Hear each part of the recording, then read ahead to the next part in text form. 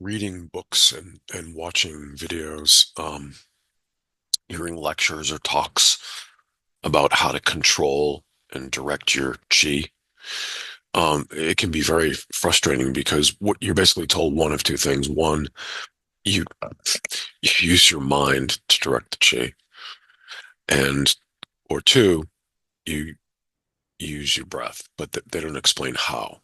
Okay, and they're not adequate explanations, and it's very difficult. It's like it's this esoteric thing that no one can get. But and the other thing that to understand is that this is a key insight about how it's bad information, or like no one seems to really know what they're talking about. Um, it's not du duplicable by the audience, but also no one explains it using their own original terminology. It's as though they've never experienced it. All right. So I, I wanted to throw my hat in the ring here because for over, let's see, about 20 to 25 years, I did a ton of experimentation with this, with chi.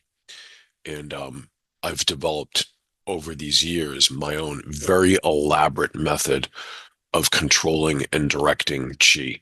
And I've explained it to many people, and including like quote experts, and they don't seem to understand it, and it's beyond me. So I wanted to share it with some people, and I'll start off very simply. Okay, the bottom line, what I discovered through experimentation, starting with just a kernel of insight that someone gave me, and this someone was like a yoga guru. She studied, I believe it was in India. She studied on like two ashrams under multiple yogis for years, and is really considered to be an expert. Okay. Um, the insight she gave me was that, and this is all she knew, but she said what they say is that you draw through the breath, you draw the chi down into your dantian, which is that area like around the belly button or just below it. And then on the exhale, you direct it or shoot it to the body part you want to shoot it to. But that's all she told me.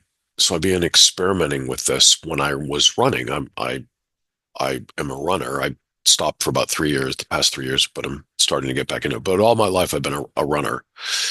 So I would experiment with this in my running.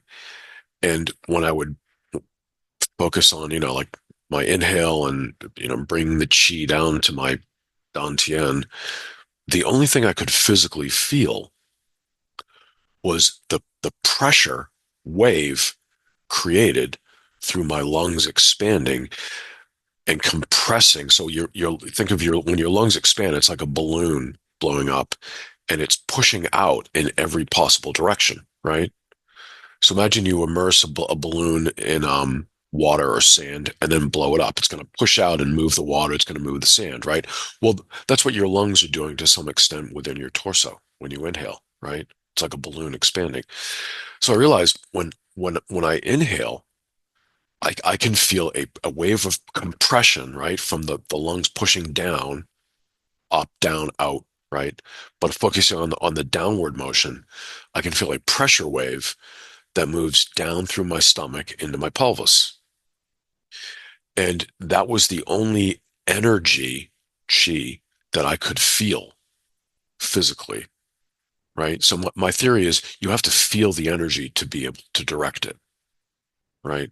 That's what I could feel. So I started working with that. Like that's what I know, right? I feel this compression wave, and that the longer I inhale, the more my lungs expand, the further that wave is pushed downward, right? And upward and outward, right?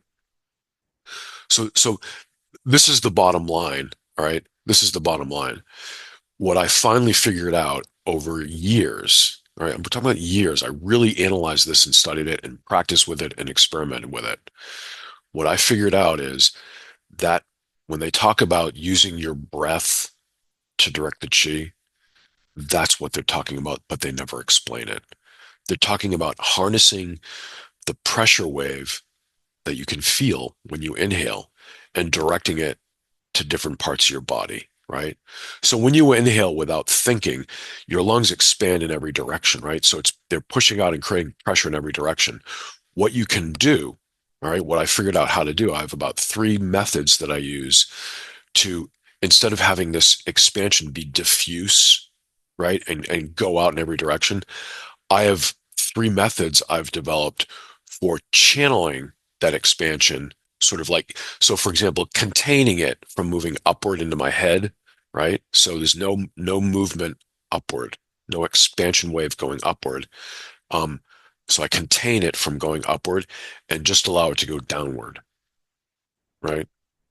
And so I have three methods of doing this, and I've gotten to the point where I can direct it down um, my left leg, my right leg. I can send it down my right leg and have it stop at my knee, have it stop at my ankle, stop at my foot, or go through the bottom of my foot, right, and diffuse out outside of my body. Um, I can direct it down. Imagine like this is my thigh, down the center of the thigh, the inside of the thigh, the outside of the thigh, the back, the front. Okay. So I've developed this gating method for channeling that expansion wave. And as you can imagine, if you're blocking the expansion, if it's not diffuse, if you're blocking it, say, from going upward, right? And then you're just sending it downward, and then you're blocking it from going down the left leg and just sending it down the right leg, you're going to have a more powerful flow of pressure, right? Going down that right leg, right? So, so that's the bottom line. The second thing I want to mention about this is another component of this is the not just the direction, right, but the amount of expansion of the lungs, right, and how wide that wave is when it moves, right. You're basically kind of creating, when I talk about the wave, right, it's, think of it almost like the way I experience it or feel it. It's like a garden hose, right. So it feels like a channel or a pipe, put it that way, when you eventually channel it outside of the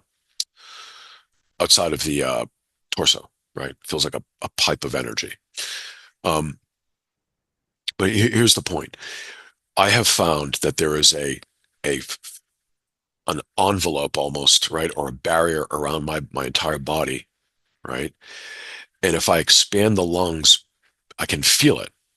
And I'm sure anyone else could feel it if they just practice, right? I can feel that barrier, right? And it's almost like that's the threshold between inside and outside my body, right? Myself, put it that way. I can feel that barrier. And if I expand the lungs so the expansion, the wave or pressure of expansion breaks through that barrier, my attention remains focused outward. If I expand it so it stays contained within that barrier, my attention starts to fall inward. Okay. I start to turn inward. So that's how I started to use. Initially, I was using this approach of channeling the chi for physical exercise, like running. Um, Over time, with my experimentation, I realized, wow, I can also use it for meditation. And this is so, I've really like rationalized this whole thing.